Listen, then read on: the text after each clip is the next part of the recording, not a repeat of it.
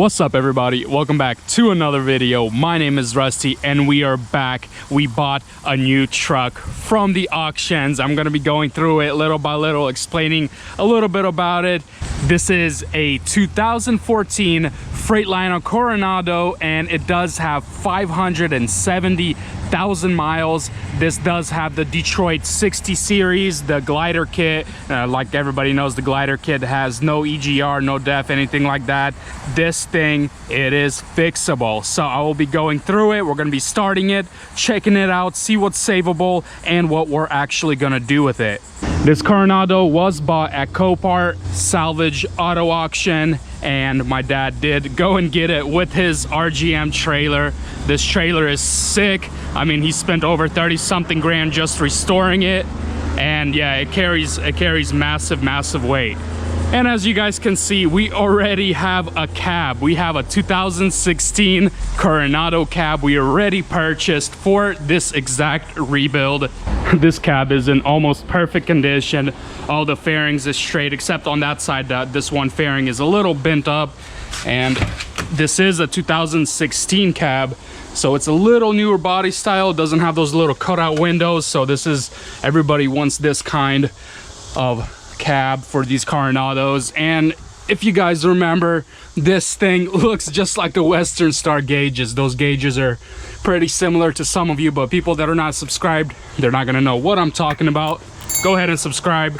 We've purchased this cab because we weren't sure exactly the extent of the damage that was on the truck we just bought, because we didn't even get it. We got this cab first before we even got the truck. As you guys can tell, this is the slight fairing damage right here. It's not bad. That is a day cab, if you guys haven't noticed already, and this is a full sleeper. So we were going to swap out the day cab and put a full sleeper instead, because the frame is actually pretty long and it was gonna be bolt-on, so it wasn't gonna be a bad idea. But since we bought the cab already and then we got the truck in, we have a slight issue.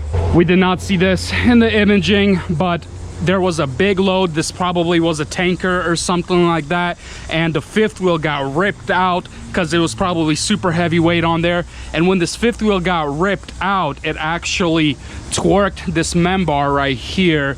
It's like a brace for the frame, and I don't know if you guys can be able to tell, but this thing is bent in this way and this is bent in this way. That means this whole frame is twisted like that. That means this frame will never be the same, meaning this frame is bad, the cab is bad. Technically, you have to change out the whole truck. The only thing good on this truck is the engine and transmission. Let's get it started.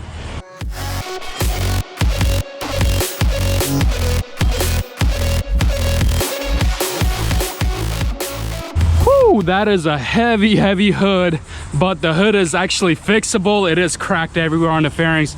It is still fixable though, and the engine is not touched.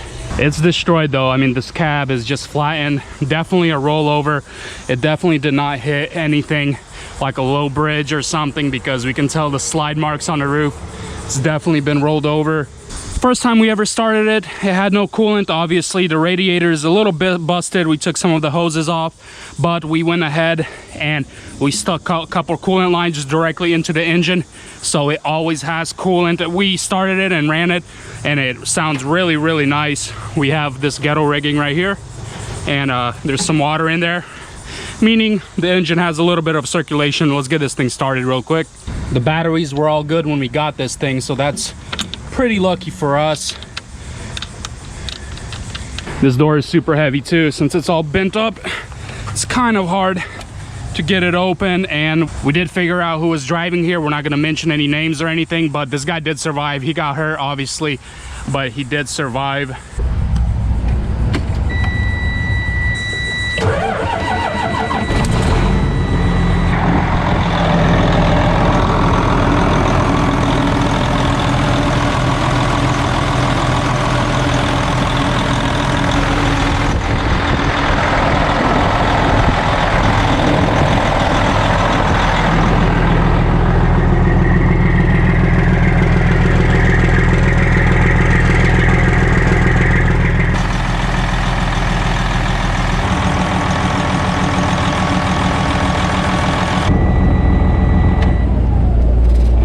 gonna take the negative cable off real quick so you know it doesn't drain the batteries.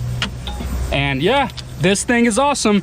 It starts, it has really great oil pressure. So I mean, we have a really big dilemma here. We have a tweaked frame that's unusable technically. We have a bad cab. We have some damage on the front. Engine and transmission is good. It is a 10-speed manual. We were thinking, since it is a lot more work, then you're never going to make a profit on this if you need to change the frame and plus put in the work in the cab, plus what we bought the cab for. This is for parts only, we're thinking. We're not 100% sure yet. We're still debating on it. I just wanted to show you guys sometimes what happens when it gets into an accident. It is a big beefy frame, but what are you gonna do, you know? Some of you might be wondering, why is this thing here? This is my brother-in-law's truck. If you guys remember, we did do car hauling with it, and now he actually fixed up this trailer right here that was slightly fire damaged on that side. If you remember my shop updates, I did a little bit on it. He has completely fixed this thing up.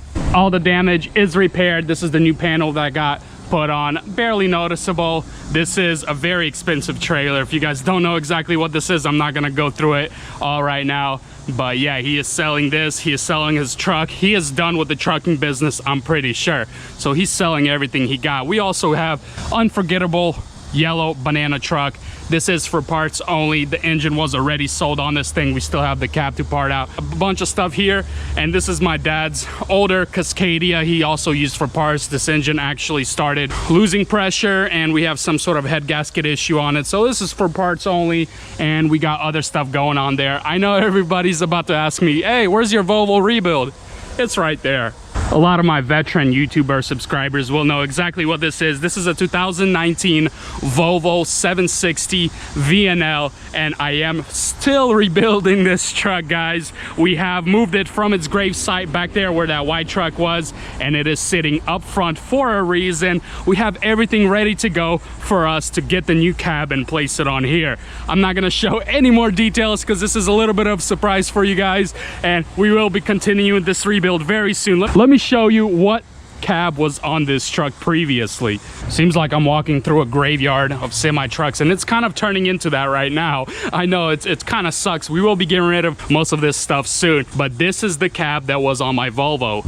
It looks pretty scary because there's a whole backstory to this. I will mention it down below. I have 10 episodes of this rebuild so far. This cab got removed. We did a bunch of suspension work on that semi, and this is the old cab. Rollover, obviously. The Coronado didn't have a fatality. This one did. Pretty sad story. I did link it down below, so you guys go ahead and check it out. But there is some parts still saving on this cab. We have it sitting right here. We have overgrowth because it's been about a year since we placed it here. Very soon we will be taking some parts off of this, transferring it to the, well, I'm already revealing some of the spoilers for you guys, what's going on with that semi, but it's okay. Right when the new episodes start going, I'm pretty sure you guys will be happy with it. This is my little shop that we built. If you guys don't know, we did a little bit of accomplishment here. We paved it by ourselves. We built this little enclosure just to work on some stuff. If you guys remember, I had an actual garage and I was renting from this guy, and we finally moved out of there. The rent got too expensive and we built something like this. And this is a 2017 Chevy Colorado that my dad actually rebuilt. If you guys remember, this thing was crushed in the front, suspension was changed out, fender,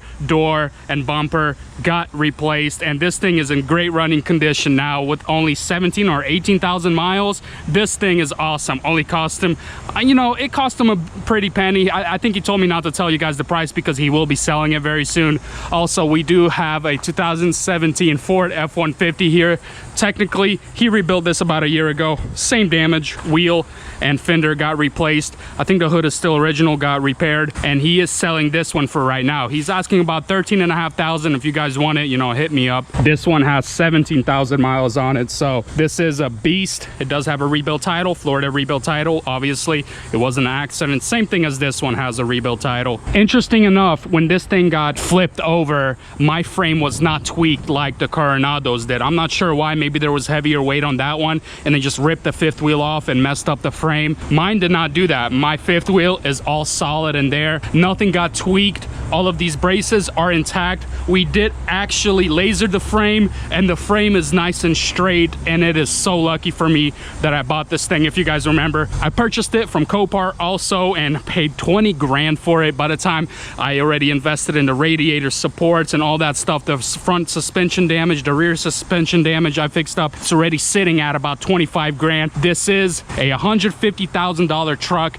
well, clean title. When I fix it up, it's gonna cost me about $55,000 total, and this will be a rebuilt salvage title truck. It doesn't really matter on the status of a semi truck. A lot of people don't like it, but if they see the process of how it was fixed, everything was done pretty Gucci, then I guess it doesn't matter. This thing does have 20,000 miles on the engine and transmission. Everybody loves the manual shifting, grinding gears, but automatic for me is way better. I do have the hood of this new semi truck. I just bought it actually a year ago, and I kept it all the way back there, and we placed it on top of here because we didn't want to be dragging it from there just in case there were some trucks blocking it. So we placed it in the rear for right now, just to have it ready when we replace the cab. Well guys, this is going to be the end of this video. Just a quick update what we purchased here and what kind of cab we have over there to fix this truck up. We're still not 100% sure what we're going to be doing with it. I think it's going to be for parts only. We're going to be asking about 10 grand for the engine. It does have 500,000 miles. These glider kits last a really long time. We're still not 100% about what to do, but I think it's going to get parted out. This happens sometimes. You feel like you got a good deal, you're going to change out the cab when it arrives at your lot, and you